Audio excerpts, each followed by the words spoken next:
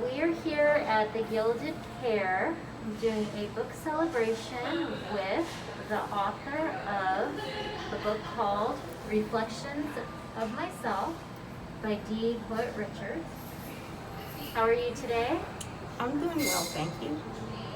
Wanted to ask a few questions before the celebration began. And so I want to start off by asking you what the inspiration was for you to write this book. The inspiration was I've written it from back in '79, and I just kept hoping that I could get it published, and I finally made up my mind I'm gonna do it. And that's pretty much the motivation, having wanted to get a book published for many years. Good. So tell us what readers can expect when they dive into your book. Tell us about it.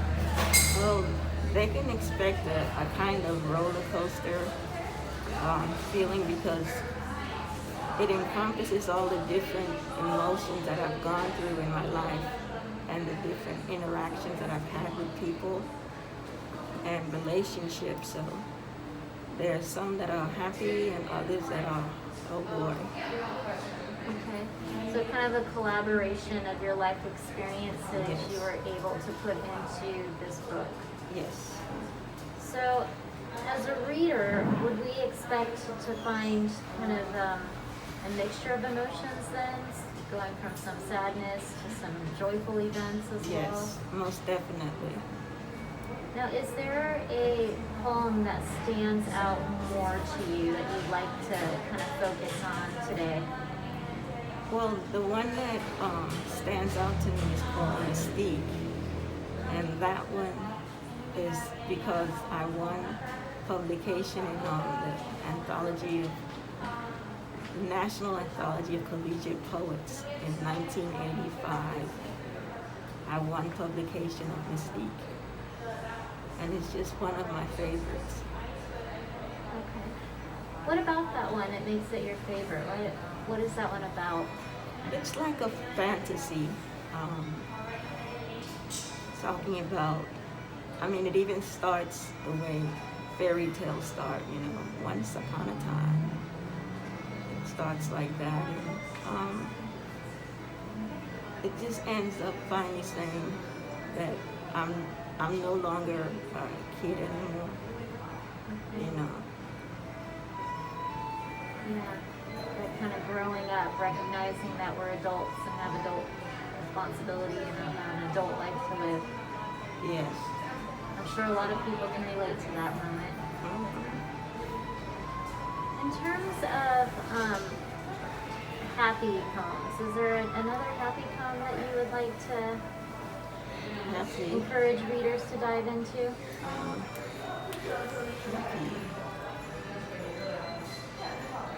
Oh yeah, there's one that's funny.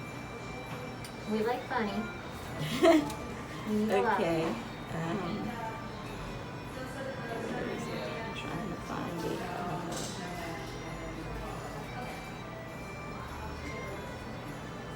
Sketches. It's called Sketches. Okay. You want to share that one with us now? Yeah, I could. It says Sketches. Speculations on a southward bound train. Thinking of you. Happiness. Life with you. Loving you. Needing you. Thankful for you. And us. And what we share. How many times within a day do I think of you? How many minutes within an hour do I envision you? How many seconds within some moments do I fantasize about you? People looking at me in an edgy, nervous fashion. They believe I'm sketching them. But the fellow with the bad breath ruined my whole illusion of being with you. Beautiful. Beautiful. Can you share briefly how poetry has been a form of therapy for you? It's been very cathartic, because whenever I've been going through different changes in my life, different situations, I'm able to put it down on paper, express myself there, because I find it most often difficult to express myself to people. So when I get in the poetic mood, I can say everything that I'm thinking and that I'm feeling without feeling intimidated in any kind of way. Yeah. Would you say that it's been a form of healing then? It's definitely a healing. And you said that you started kind of working on that healing process through poetry when you were 12 years old, is it? Yes, 12 years old. And are you still writing now?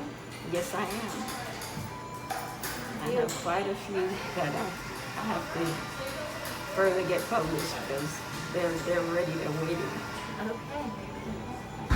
That poem that you wrote when you're 12, is that also in this book?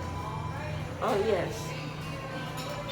I mean, but at that time, it's strange. I wrote about love and knew nothing of it. So. That sounds like a 12-year-old for sure. So that one is called If You Can.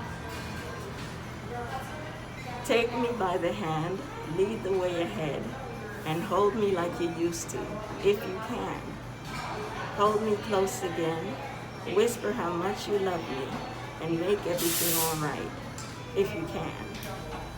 Never let me go, just forever hold on tightly, and tell me you'll be my man, if you can. But if you find you can't, tell me how you feel, and I'll try to forget you, if I can. Nice. You have that rhyming, I noticed. Yeah. Yeah, back then. And so your poetry has evolved to be a little less rhyming, but it will be a little more in depth. In depth, yes. Yeah. Is there anything else that you want us to know about your book and coming into this light? I know I'm very nervous right now. You're doing great. You're doing great. All right, well, we are going to be here in Smithfield. We're at 3 o'clock in just a little bit. We're going to that's our official start time. So no reason to be nervous. You're already starting off great. Okay. All right, and